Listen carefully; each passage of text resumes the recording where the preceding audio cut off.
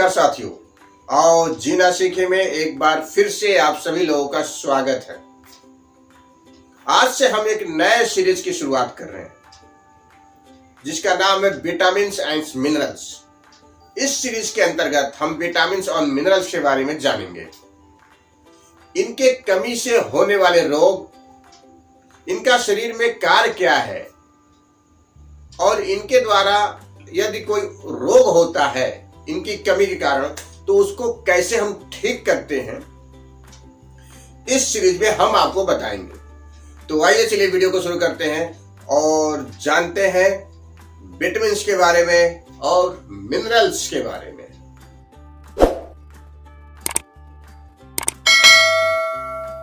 इस सीरीज के पहले एपिसोड में हम बात करेंगे प्रोटीन के बारे में।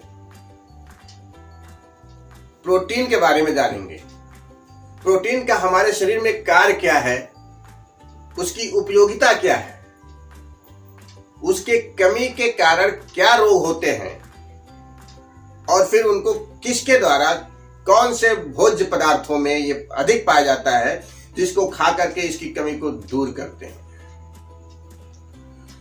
प्रोटीन का निर्माण ऑक्सीजन के द्वारा होता है। ऑक्सीजन, हाइड्रोजन, नाइट्रोजन, कार्बन, गंधक तथा फास्फोरस के संयोग से प्रोटीन का निर्माण होता है। प्रोटीन दो प्रकार के होते हैं, एक जंतुओं द्वारा और एक वनस्पति द्वारा। प्रोटीन के नाम बहुत होते हैं, अनेकों तरह के प्रोटीन होते हैं, अलग अलग चीजों में अलग अलग तरह के प्रोटीन पाए जाते हैं। जैसे अगर हम आपको बताएं तो जो जंतुओं के द्वारा प्रोटीन मिलता है जैसे कैब्रिन, सीटोमिन, मायोसिन और केसिन और बहुत सारे से। जैसे वनस्पतियों के द्वारा ग्लूटेन, लेग्यूमेन, सियोटिन, अनेकों प्रकार के प्रोटीन पाए जाते हैं। इन सभी प्रोटीनों का बस एक ही काम है। प्रोटीन का हमारे शरीर में कार्य क्या है? प्रोटीन से हमारे शरीर में मांस की वृद्धि होती है, बल बढ़ता है, ओज बढ़ता है। शरीर का निर्माण करने का काम प्रोटीन ही करता है। प्रोटीन ही वह मुख्य घटक है जो शरीर का निर्माण करता है। इसीलिए गर्भवती स्त्रियों के लिए प्रोटीन बहुत अधिक जरूरत पड़ जाता है, जरूरत की चीज होता है, क्योंकि गर्भधारण ही नए शरीर का निर्माण करने का काम करता है। इसलिए गर्भवती स्त्रियों को अधिक प्रोटीन देना चाहिए। शरीर के अंदर नष्ट हुए कोशिकाओं को, तंतुओं का यह पुनः निर्माण करता है, छत की पूर्ति करता है। नस और नाड़ियों को, पुट्ठों को, तंतुओं को यह निर्माण करता है। अब हम बात करेंगे उन बीमारियों के बारे में, उन रोगों के बारे में जो प्रोटीन की कमी के कारण हो जाते हैं। यदि आपके शरीर में प्रोटीन की कमी है तो आप दुबले हो जाएंगे, शक्तिहीनता, कमजोरी आएगी, बच्चे की लंबाई नहीं बढ़ेगी, यानी बच्चों के बाढ़ को इफेक्ट करेगा, घाव भरने में देरी होगी,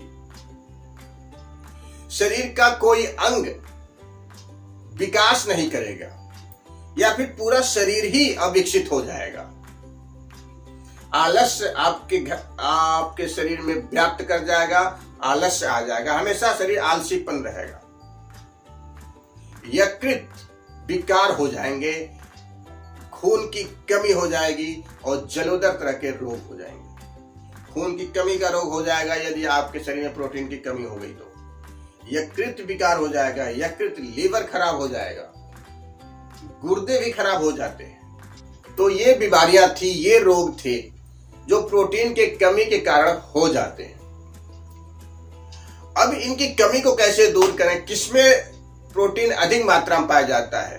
तो द्विदल वाले जो भी हैं अन्न, उनमें प्रोटीन अधिक पाया जाता है। जैसे चना हुआ, मूंग हुआ, मटर हुआ, उड़द हुआ, अरहर हुआ, मसूर हुआ, तिल हुआ, सोयाबीन, सेम, बोड़ा, लोबिया, इन सब में प्रोटीन बहुत अधिक मात्रा में पाया जाता है। मांस में पाया जाता है, मछली में पाया जाता है, अंडे में पाया जाता है प्रोटीन अधिक मात्रा में, दही में पाया जाता है, मक्खन में पाया जाता है, मट्ठे में पाया जाता है, पनीर में पाया जाता है, छेना, अखरोट, मूंगफली, बादाम, काजू, पिस्ता, इन सब में प्रोटीन बहुतायत मात्रा में पाया जाता है। प्रोटीन गेहूं में भी पाया जाता है, चावल में भी पाया जाता है, बाजरा में भी पाया जाता है, जौ में भी पाया जाता है, पत्ती वाले साग सब्जियों में प्रोटीन पाया जाता है, टमाटर में भी पाया जाता है, और सबसे अधिक जो ग्रेट सोर्स है प्रोटीन का वो है सोयाबीन। प्रोटीन के बारे में बताने के लिए बहुत कुछ है, लेकिन थोड़े से समय में हम कितना बताएं आपको।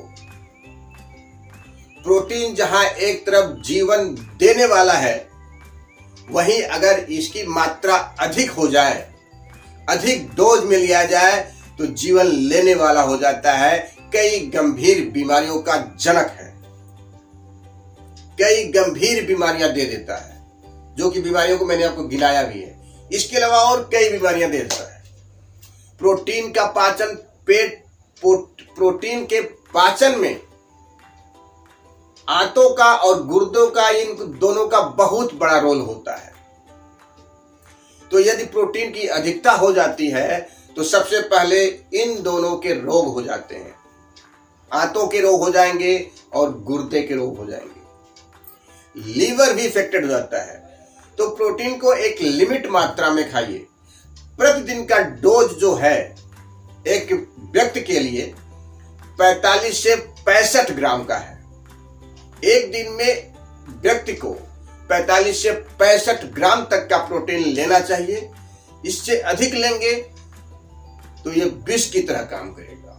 जो जीवन देने वाला है वो जीवन लेने वाला हो जाएगा।